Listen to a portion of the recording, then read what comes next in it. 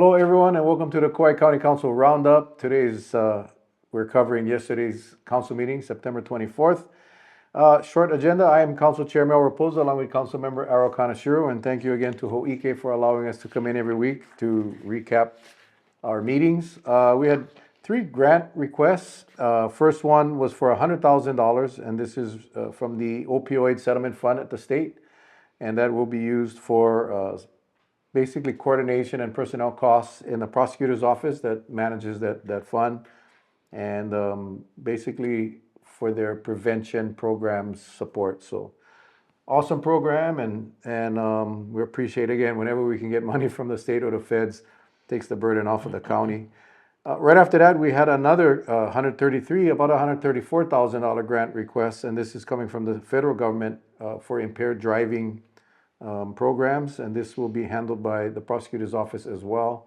And they work very closely with KPD on running these impaired driving programs. It could be roadblocks, could be outreach, could be training, all of that stuff. Again, $134,000 that won't be coming from our county general funds. And then we had a request for an additional $50,000. I believe we already had received $100,000. And this is to create 8 hotspots, Starlink internet, Wi-Fi hotspots around the island, and that'll be open for the public to use. It'll be at the stadiums, it'll be at the parks. It'll be Starlink, so it's very quick, very reliable, and this basically is a program that comes from the State Department of Commerce and Consumer Affairs, DCCA, and that will move our project along a lot quicker. So appreciate them for that. And then we had a resolution adopting our Kauai pre-disaster recovery framework, and we had a presentation from Sea Grant, the University of Hawaii Sea Grants program. Our person that we work with is Ruby Papp. She's a scientist, and along with our planning department and our emergency management agency, and that was an interesting discussion. Yeah, I mean, it's a big plan. It's well over, I think, close to 150 pages or more. Thick, but that big. Yeah. But, at the end of the day, it helps guide our decision making so that we have continuity, Fortunately and unfortunately for Kauai, I think we've been the best at handling all of these disaster situations because we've had so many recently. And, in all of that experience, each time everyone's learned a little bit more. But, if our employees start leaving or retiring, then you'll start ending up with these gaps. And this comprehensive plan is there to make sure that we don't have these gaps, that, we're prepared for the next storm. And it's a living, breathing document, so it'll always be improving. Yeah, as Councilmember Kanashiro said, we've had, in our recent history, you can go back as far as Hurricane Dot and the tsunami out that wiped out Kualii. But we had Hurricane Eva, Hurricane Iniki. We had numerous flooding events. We've had the tsunami warnings. And every time we go through a disaster, we learn. And but because they're so far and few between, that a lot is forgotten, as Errol said, that a lot of the personnel that was here for Eva are no longer here. A lot of the people that were working in a county and a state during Iniki are retired and no longer here. So it's always starting from scratch. We have the general template, but this program, which has been going on for a long time, the planning and the collaboration with all the agencies involved, including private nonprofits out in the community, to come up with a guideline that we can follow for different types of disasters. It is well put together. Again, like Errol said, it's a very thick document that has a lot of information. And they condensed it for us. So they did a nice little PowerPoint. But bottom line is, it's when something happens now, we'll have a roadmap that guide us through, depending on a different type of disaster. It's not if, but when. We're going to get another disaster. Hopefully not in the near future, but it's just something that we have to expect. So we'll be much more prepared. And again, whenever our county agencies work with the state, federal agencies, and our nonprofits throughout the year with training exercises and training classes, and this planning framework, recovery planning framework, will be updated as we go along if technology changes or different things change. So I think it's a good thing that we just did. I really do.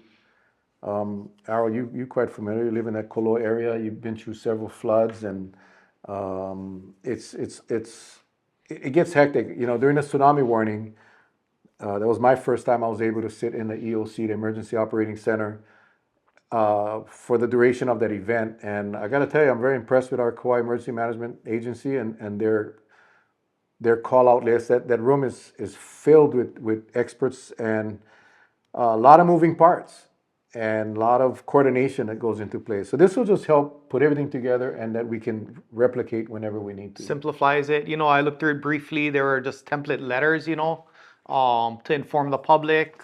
This is what's happening. It's a letter that would go out. Someone would trigger the letter. They basically fill in the information and send it out. But if they didn't have this framework, then they'll be sitting around the table saying, "What is our message? What do we need to tell the people? What do you think?"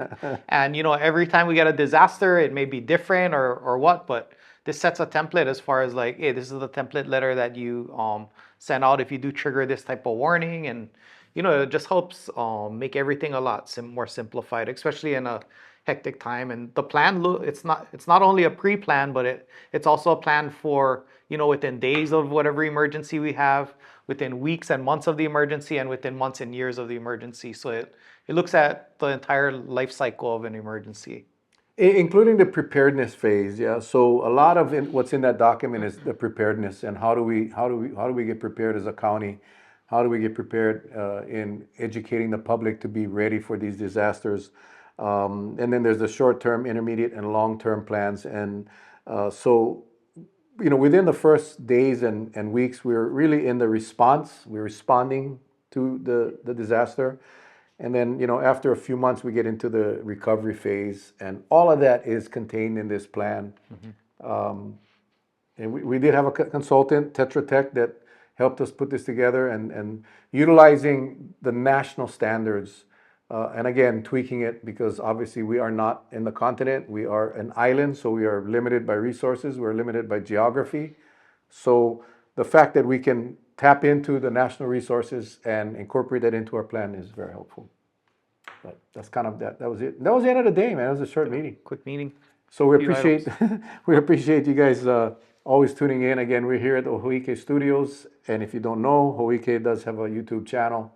It's just go to youtube.com, click search button for Ho'ike, subscribe to their channel. You can watch all of our meetings live, our Wednesday morning meetings live at 8:30 in the morning on YouTube on the Ho'ike channel, or you can watch it on the county website at www.kauai.gov. Click the webcast meeting button. And just for your information, we will not be having a meeting for the next 2 weeks. 2 weeks, and we have council members traveling and other reasons why. So for the next 2 weeks, we won't have a council or committee meeting, and we will be back in 3 weeks. So anything else? No. All right. Well, until then, Roger, thank you very much again for having us here today. Mahalo to Ho'ike, and thank you all for tuning in. Until next time, ahui ho. Okay, thanks.